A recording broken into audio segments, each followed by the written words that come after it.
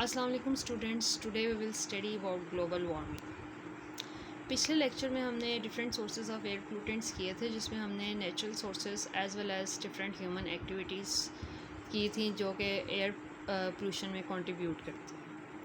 आज हम देखेंगे कि how global warming is producing and what are the different reasons of global warming.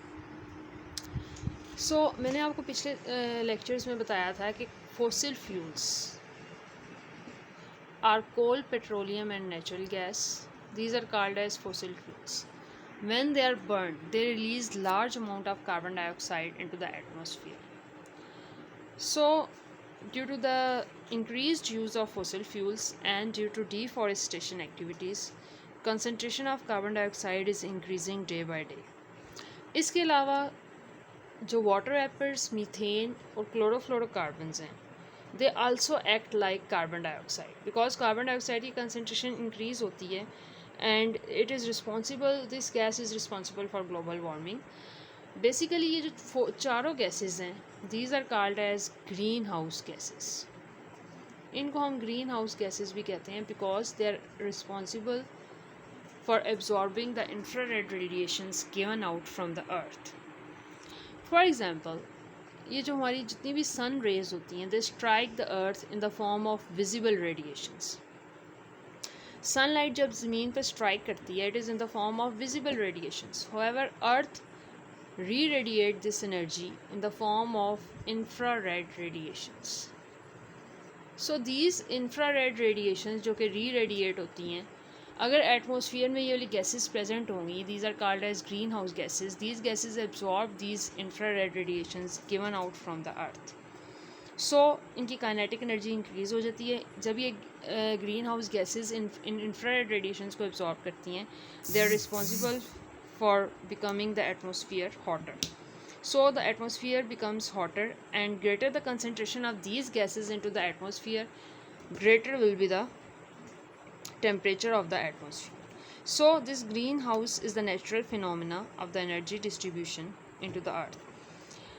So हम ग्रीन हाउस इफेक्ट को इस तरह भी डिफाइन ग्लोबल वार्मिंग को डिफाइन कर सकते हैं. The warming of the atmosphere which is due to our influence on the green house effect is called as global warming. यानी जो एटमॉस्फेयर की वार्मिंग हो रही है हमारी इन ग्रीन हाउस गैसेस की वजह से, that is called as global warming. No, global warming is due to an upset in the natural balance. अब इस ग्लोबल वार्मिंग की वजह से डिफरेंट एटमॉस्फेयर के अंदर प्रॉब्लम्स होती हैं. For example, effects of global warming are very dangerous.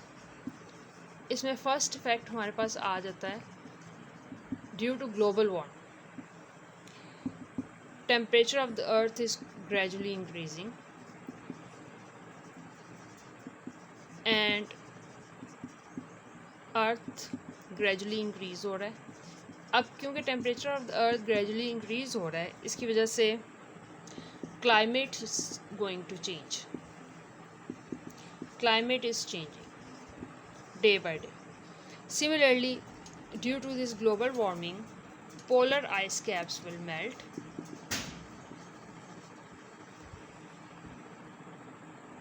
Polar ice melts, and when the polar ice will melts, there is a chance of more flooding. These are the some effects of global warming. कि global warming की वजह से temperature of the earth is gradually going to increase, climate is going to change, there is rainfall in some areas as well as there is drought in the other areas. Similarly, polar ice melt हो रही है, which cause significant increase in sea levels. अब polar ice melt होने की वजह से the sea level will rise. Sea level rise हो जाएगा तो there is chance of more flooding. So the atmosphere will become hotter. So these are the some effects of global warming. In your book there is also given some effects of this global warming. You can see in this diagram that this sunlight strikes the earth, and when these infrared radiations are re-radiate, these greenhouse gases, which are chlorofluorocarbons, carbon dioxide and methane, they absorb the infrared radiations which are responsible for becoming the atmosphere hotter. Similarly, नीचे आपको जो do you know दिया हुआ है, this is very very important.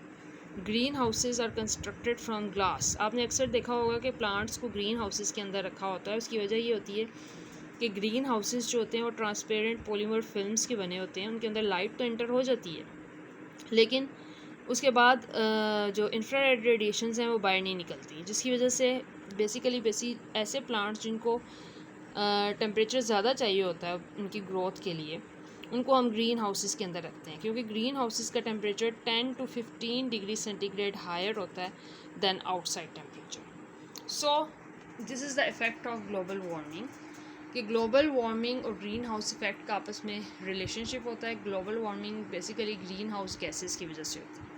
So green houses के अंदर जिन plants को grow किया होता है उनके भी उनको ज़्यादा टेम्परेचर में ग्रो करते हैं। उसकी वजह ये होती है कि they need temperature higher than the outside, because जो ग्रीन हाउसेस होते हैं they are made up of glass and transparent polymer films. और जो ग्रीन हाउसेस होते हैं वही काम करते हैं जो ये ग्रीन हाउस गैसेस करती हैं, कि ये इंफ्रारेड रेडिएशंस को एब्जॉर्ब कर लें।